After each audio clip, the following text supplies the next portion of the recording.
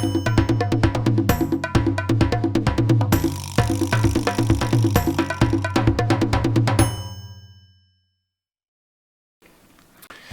this theory tutorial, we're going to have a look at middle C, where it can be found, as well as how to identify middle C.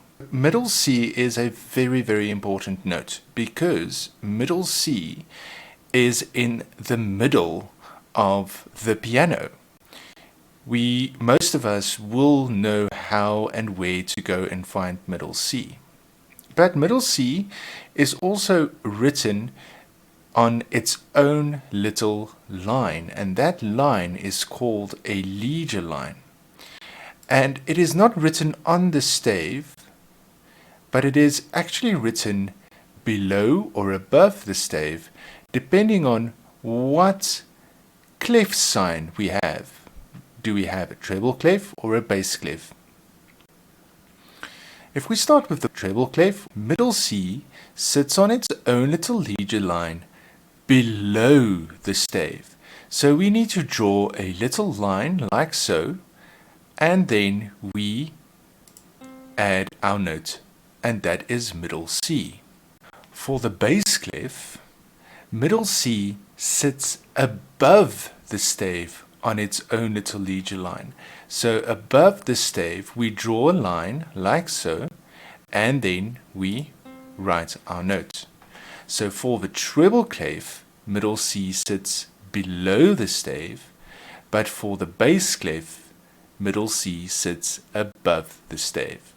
And remember, it's on its own little line called a ligature line. It is important to remember that middle C can look like a semibreve, the big fat round notes, but it can also look like a minim with a stem, and it can also look like a crotchet, the colored in minim with a stem. This is very, very important to remember. So middle C can have any type of note value, but it will still be middle C. The same for the bass clef. Middle C can be a semibreve, but it can also look like a minim. The stem goes down because it is a high note, so the stem must go down on the left hand side. Or it can be a crotchet, a colored in note.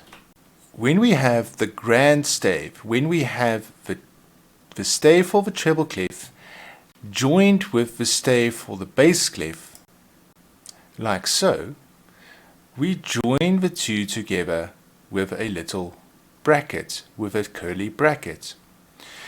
And middle C sits in the middle of both these staves, again on its little ligature line, like so, but always below the stave for the treble clef and above the stave for the bass clef.